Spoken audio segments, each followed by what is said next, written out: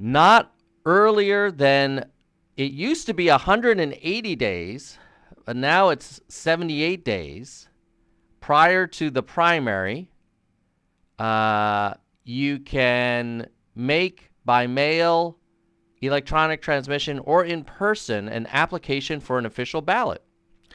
So it used to be that you could get a ballot much earlier, somewhere between 79 and 180 days, or you could get a ballot just a few days before the primary. But now, if you want to vote, you can't do it super early. 78 days is the earliest you can do it, and you can't do it super late, because after 11 days prior, you're locked out. Now, let's just be honest here. This is not about this specific line on page 38 of the Radical Republican MAGA legislative law is not about ID.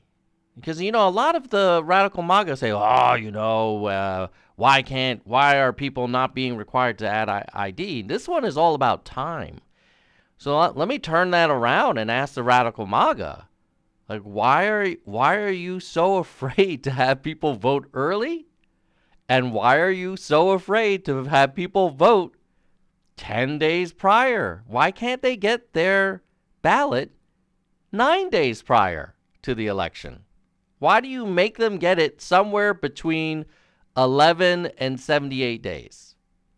Like, if I had a store and I wanted to get a lot of customers and have a lot of people come to my restaurant, I would not say, oh, well, you can only make a reservation either later than 78 days in advance, but not so late, but after 11 days prior to your reservation, you cannot make a reservation. Like, wouldn't you just say, like, hey, if you want to come to this restaurant, come whenever, make a reservation early. If I have space, make it the day of. But here, it's like, oh, no. 78 days, you can do it. 79, no democracy for you. Who's the Chinese Communist Party now? 11 days prior, you can request a ballot. 10 days prior, no democracy for you. Oh, thank you, yes, Ramirez, for liking and sharing and tweeting out this live stream. This is only on YouTube right now. So if you do have a Twitter account, hook a brother up and let people know. So that, to me, sounds kind of BS. I don't see any legitimate reason why you would actually just reduce the number of time that people can request a ballot. Page 39, a blank application for an absentee ballot shall be made available by the Secretary of State. Check a Lego. Hello, nerds. And each election, but neither the Secretary of State, Superintendent, Register shall send absentee ballot applications directly to any elector except upon request of such elector or a relative authorized to request an absentee ballot of such elector. No person or entity other than a relative. Okay, so this is basically saying you can request an absentee ballot online, but they can't send it to you unless you make an official request by going onto their website, finding the right web page, filling out the form correctly. Who knows? Maybe they'll even make you mail it in. Then they can give you the absentee ballot. Now, what I will tell you is that in California, I received my absentee ballot. I don't even think I had to request it. I think I just got it, which I liked. Now, you could argue, as Cool Lady is saying, hey, but you may get extra ballots sent to people who used to live at the same address. That's fair. What do you do about that? Well, they would still need to fill in their driver's license number. So you'd need to know the driver's license number of the previous resident, which I think would be hard. And then you'd have to figure out how to sign their name. So I could argue that the benefit of having more access to ballots is better than the cost of extra ballots being mailed out.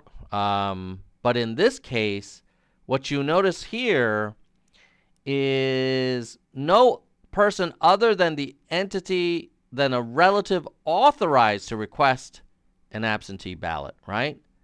So, except upon the request of the elector or a relative authorized to request a ballot. So this is basically saying, hey, if people are doing like canvassing and they're like, hey, you know, we want you to support, you know, so-and-so for Senate.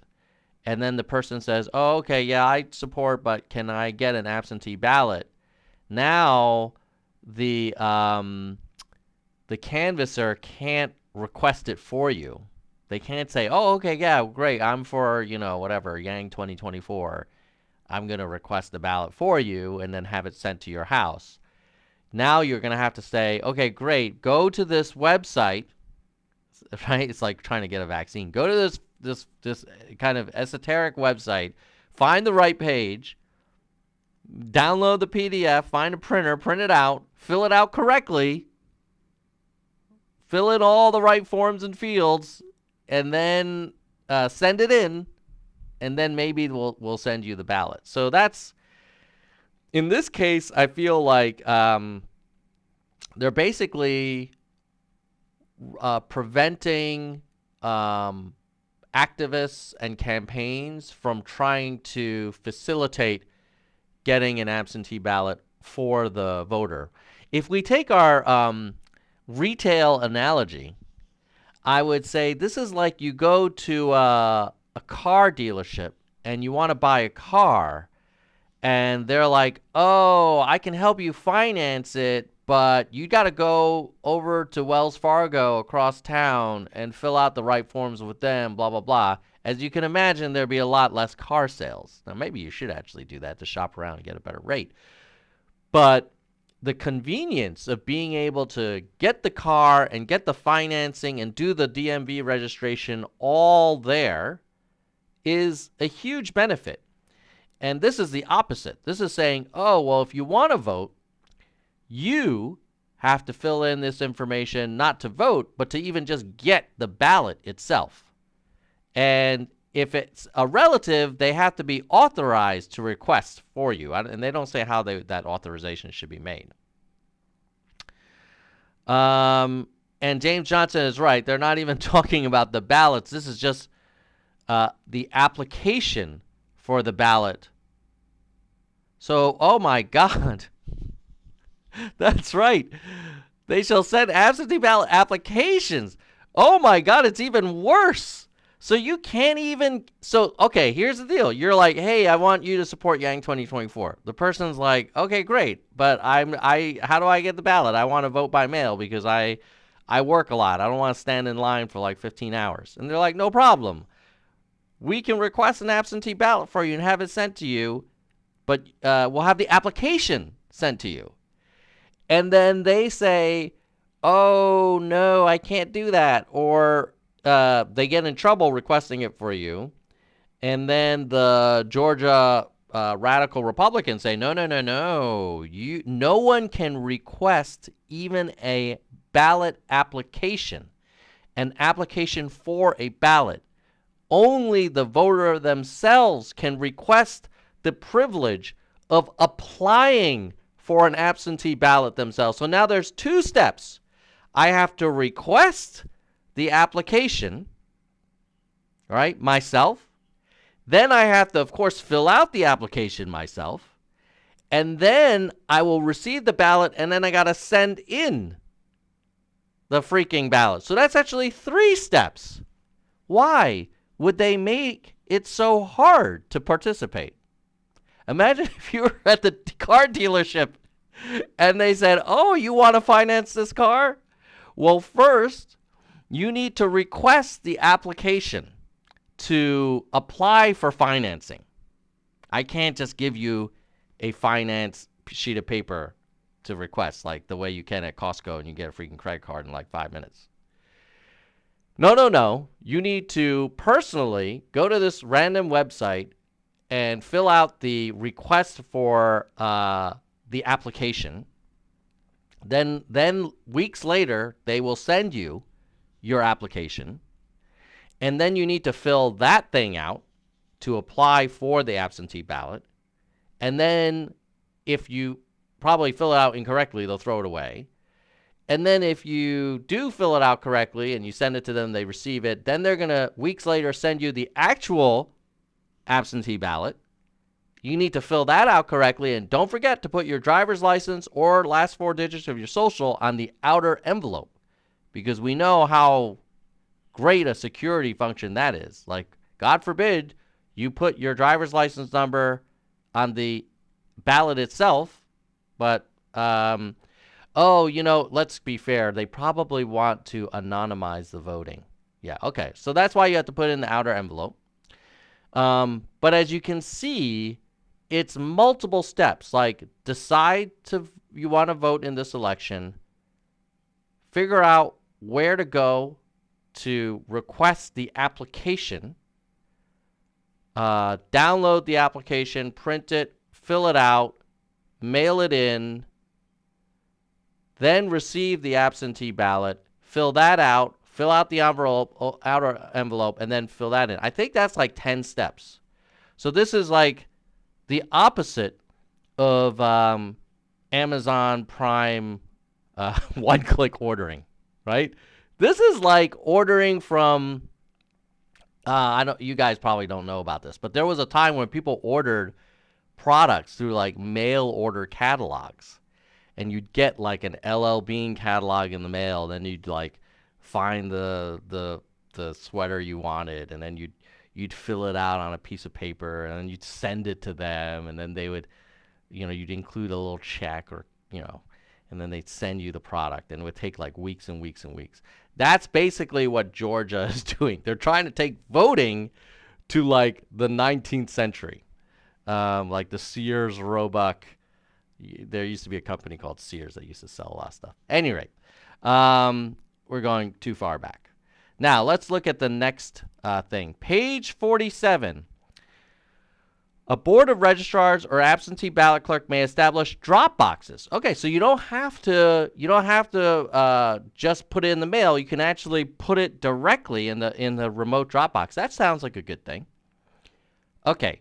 But may only establish drop boxes totaling the lesser of either one drop box for every 100,000 active registered voters in the county. What? One drop box for every 100,000 active registered voters in the county. Wow. That would be like having one Starbucks, per county. As we know, there's probably more than one. And it's not 100,000 people in the county. It's 100,000 active and registered voters. So it's probably like 500,000 people that live in the county are going to have one drop box. Why would you do that? Why would you have one drop box probably per 500,000 people? Why wouldn't you just have more drop box? I don't know. Drop boxes shall be established at the office of the Board of Registrars or inside locations. Oh, has to be inside locations. So you can't have I did an outdoor drop box for this last election. I found it very convenient. I just drove up, dropped it in there after walking the dog and putting the kids to bed. But now it's only inside locations. So that's like, imagine if FedEx said, oh, yes, you can use us, but you have to come to a FedEx store between 9 and 5. Why would they do that? You can have, if you can have an external location for an ATM where you can take out money, and you can have external locations for, pumping gas and stuff, like why do you make the person go inside during work hours to drop off the ballot? And why in the Sam Hill would you only have the lesser of 1 drops for every 100,000 registered voters, or the number of advanced voting locations in the county? You take the lesser of them? Why would you do that? So anytime some radical MAGA person says, you're just for election fraud, so far we've got a few questions, which is like, why are you having less time for people to vote and now having 1 drop box per 500,000 people? And it had to be indoors during work hours. I don't know, Marjorie Taylor Greene. Not sure why you love this bill so much. Maybe because, you know what this is like? This is like if the Seahawks were playing the Niners when we had Marshawn, when the Hawks had Marshawn. And then the Niners were like, oh, you know what? You can only run the ball once, every 10 downs. Right? Or if the Patriots, when they were playing the Seahawks, said, oh, Russell Wilson can only throw when he's inside the pocket. Basically, the Georgia Republicans are like the New England Patriots during Deflategate. All right, let's move on. Maybe that's it. Okay. The superintendent of a county shall have discretion to procure and provide portable polling facilities. However, buses and movable facilities should only be used in emergencies when declared by the, in parentheses, Republican governor. Okay, so mobile voting centers doesn't sound like you can really do that. So the governing authority of the municipality, the local government, a lot of Republicans say they're in favor of local control. But in this case, the local government cannot have buses or readily movable facilities unless there's an emergency declared by the Republican governor, which they will not. So that's how it works. Basically, less access on page 31.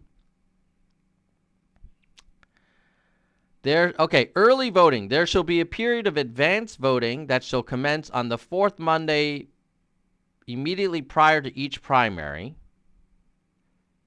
as soon as possible prior to a runoff, but no later than the 2nd Monday immediately prior. Voting shall be conducted beginning at 9 and ending at 5 on weekdays, which is really convenient if you are not in a full-time job, but kind of sucks if you're if you're an hourly worker. Second and third Saturdays during 9 to 5. If the registered ballot clerk so chooses, a second Sunday and third Sunday. Okay. How about this? Why don't you just allow voting at any time from like 6 a.m. to 9 p.m.? Basically, if the radical MAGA love private enterprise so much, take a page out of retail's book. Imagine if like your Safeway or Kroger's or Pathmark or A&P was only open from 9 to 5 a.m.? Seriously? And only on certain Saturdays, the 2nd and 3rd Saturday? But oh no, not the 4th Saturday. Can't do that. Fuck. Excuse me. Okay, moving on. Page 60. The registrars may extend the hours of voting. Okay. That's nice. The registrars may extend the hours of voting to permit advance voting from 7 to 7 to suit the needs of the electors of their jurisdiction, provided, however, that voting shall occur only on the days specified in this paragraph. And the municipality shall not be authorized to conduct advance voting on any other days. So it has, okay, guys, here's a quick test. Who remembers when you can vote? Yeah, exactly. It's freaking complicated, right? I'll tell you, I'll remind you. So if you are in Georgia and you want to know when you can vote 9 to 5 on weekdays. But if you want to vote on weekends, you can vote on the second and third Saturday or the second and third Sunday, or both the second and third Sunday prior to the primary, but no longer than 7 a.m. to 7 p.m. So, I mean, seriously? Well, how about this? 90 days before any election, you can vote whenever you want, man. How about that? Why don't you just make it easy to vote? Why is it so hard to vote, man? People died for the right to vote. And now you're like making it a freaking Easter egg hunt. Like who? Hello. Yes, I'd like to visit your restaurant for dinner. Yeah, great. We can take your reservation. Great. Do you have any availability in the next couple of weeks? I know you're a really important restaurant. I want to go. Oh, absolutely, sir.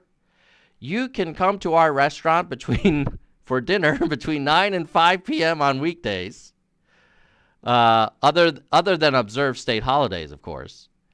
But you can also come on the second and third Saturdays during the hours of 9 to 5, or the second and third Sunday. But don't come on the first and fourth Saturday or the first and fourth Sunday. And don't forget that you'll have to come between 9 and 5, but we may have extended hours, but they will not be longer than between 7 a.m. and 7 p.m.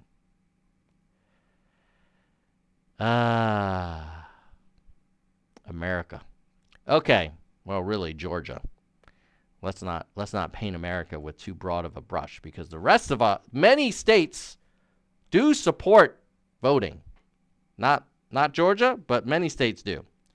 All right, so I think that kind of, there's more? Okay, there's more. No person, so here's the TLDR, offering food or water to voters in line is a misdemeanor. What the heck is that? No person shall solicit votes in any manner or by any means or method, nor shall any person distribute or display campaign material, nor shall any, so far I'm okay with this. You know, when someone's going to the ballot, like, that's not the time to campaign. Like, they've made their decision, let them vote, cast their vote as they want.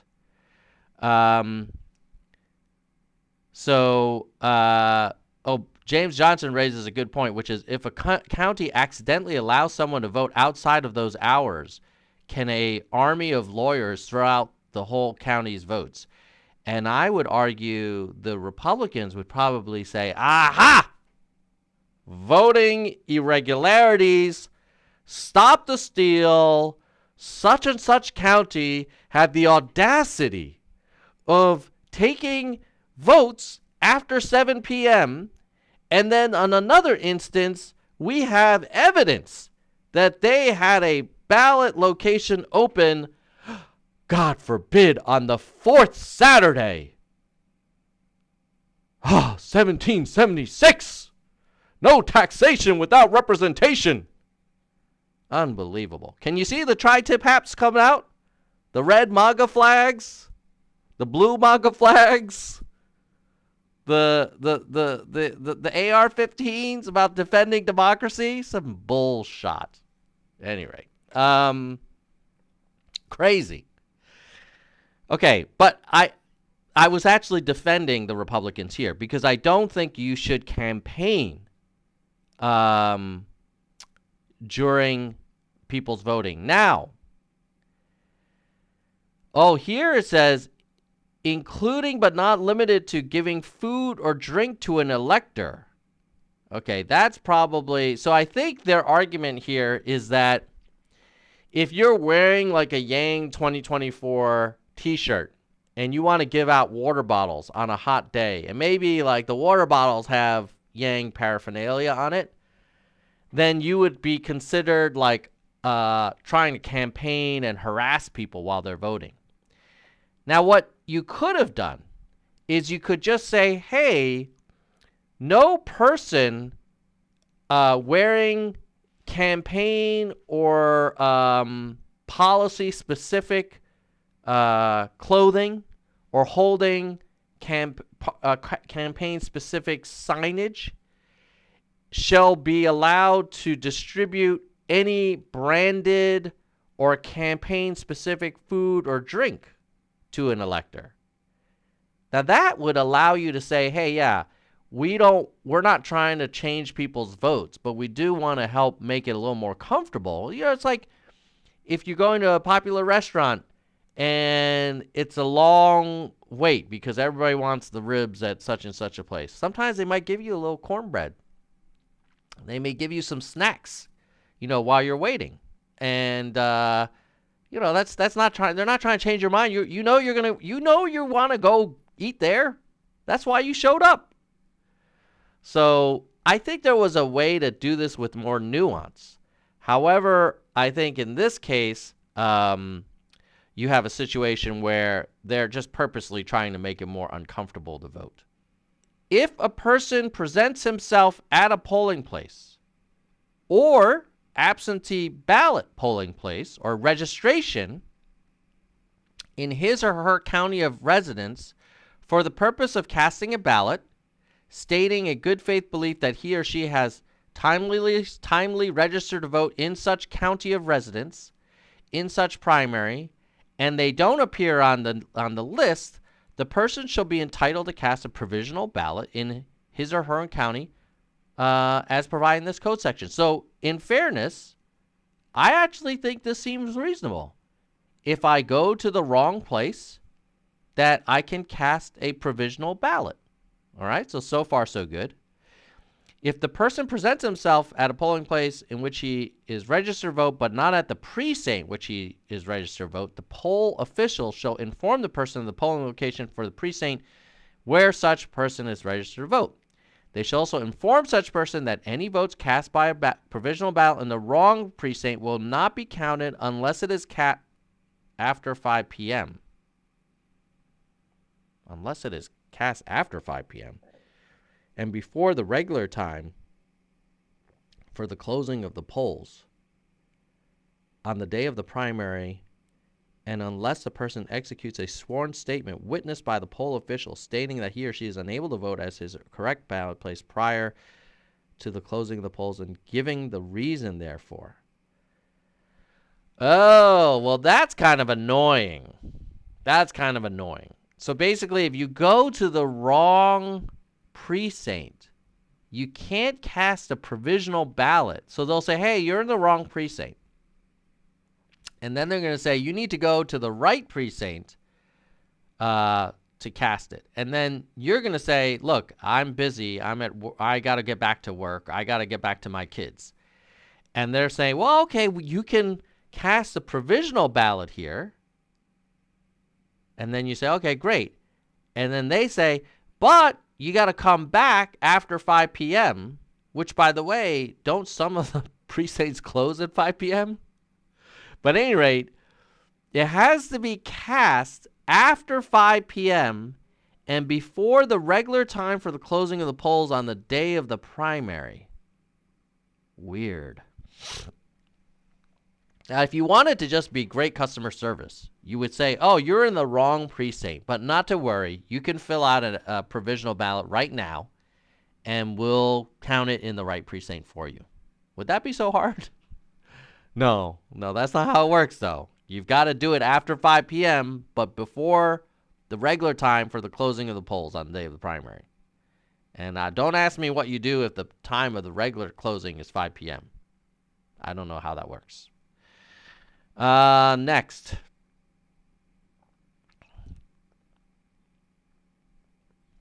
Poll hours at a precinct may be extended only by an order of a judge of the Superior Court of the county in which the precinct is located, upon good cause shown by clear and convincing evidence that the persons were unable to vote at that precinct during a specific period or periods of time. Poll hours shall not be extended longer than the total amount of time during which persons were unable to vote at such precinct. Any order extending poll hours at a precinct beyond 9 p.m. shall be by written order with specific findings of fact supporting such extension. Now, if you have a long line at your favorite burger place, how do you feel when you get up to the line and they're like, oh, sorry, we are closing now? Most real businesses will say, you know what, like, if you're in line, we're going to get you your burger because we want your business. Doesn't work that way in Georgia. If you're trying to vote and there's a long line, they can extend the hours if they have an order from a judge of the Superior Court of the county, and they can provide clear and convincing evidence. What the definition of clear and convincing evidence is, I guess that's where armies of radical MAGA lawyers will make all kinds of excuses, like the whole Stop the Steal thing. And Rudy Giuliani will show up and say, there was no evidence that they should have extended the polling hours. And they can't go past 9 p.m. unless they have a written order with specific findings of fact supporting such extension. So this is all basically laying the groundwork for throwing out entire precincts, probably. The GOP-led legislature is empowered to suspend county officials. The state election board may suspend county or municipal superintendents, appoint an individual to serve as a temporary superintendent. Such individual shall exercise all powers. Wow, that's interesting. You know how they require a written authorization from a Superior Court judge to extend the polling hours, and they require evidence, clear and convincing, to do that? But if the Republican State Election Board wants to suspend a municipal superintendent and they want to place their own temporary superintendent in an entire jurisdiction, it doesn't seem to say there's any evidence required, right? Now, at no time, they're only allowed to suspend 4 or more superintendents at a time. So I guess that's like some restraint. But why wouldn't they be required? Why should the state election board just arbitrarily? All right. We have a lot more in this Georgia law to go on. But if you're enjoying this so far, I'm going to ask you a favor to like, subscribe, and share this out on Twitter or Facebook. And the other thing I want to do is I want to thank some of the people that make this channel possible. So let me give a quick shout out to our supporters of the Nerds for Humanity content, starting with our highest level, the VP level. And if you join during this show, I'll definitely give you an extra shout out. Super chats are also welcome. All money goes to producing more content, paying for the streaming costs, software, video editing, blah, blah, blah. Marketing. VLAM, JM Sap, Fat Lamb, Kristen Slevin, Soldier One, Laura Lane, Patrick Dunn, Bike, and Mindful Skeptics. And Bike upgraded just a couple months ago. He didn't start, or they didn't start as a VP, but upgraded. So thank you for that. Laura Lane rejoined. So super awesome to see that. Next level. Let's go to the hardcore. Mike Chang, Gene Lim, David, Tracy Mesa, DK, Phoenix Congress, Jekalego, Kirsch, Thiva, Mr. History Fan, Byram Hess, Mona Burton, Susan Clifton, Yang Dang, Tony Perella, Robert Wu, Dean L, Stat Nerd, Galessa, Jay Perrin, Annalisa, Jay Bryan, Vivian Lim, Donna, and Flavio Lira. Flavio just joined 4 months ago. Welcome, Flavio. All right, and then finally, to our entry level, but still important, and our most popular level, the verified nerds. Helen, Lisa, Sugar, Albert, Brandon, Yes, Brian, Peter, Arez, Your Mommin, Sophia, Jadwiga, Gail, Shake and Make, Mike CK, Doris, Emerald, Nell. What happened? Always does that to me. Some kind of weird bug. Nell, Lori, Ben, Roger, Lisa, Christina, Vaughn, Rasta, Richard, Jessica, James, who's in the chat right now, Jalopy, Emma, Spirited, Hui, Steven, Ira, Shoni, Philip, Jameson, Doctor, William, Karen, Monica, Alex, Ardent, Mai, Semery, David, Brittany, Clyde, Wanna See More, and Sasha. And our newest members overall, got to give a shout out to our newest members. They are Flavio Lira, Sasha Alexander, both less than a month old. All right, so thank you to our members. Much appreciate your support for this channel. Allows me to make more content, and you know, we're not the most popular channel on YouTube, but there are people who appreciate this level of detail, so we will continue to provide it. All right, let's move on to the next thing, which is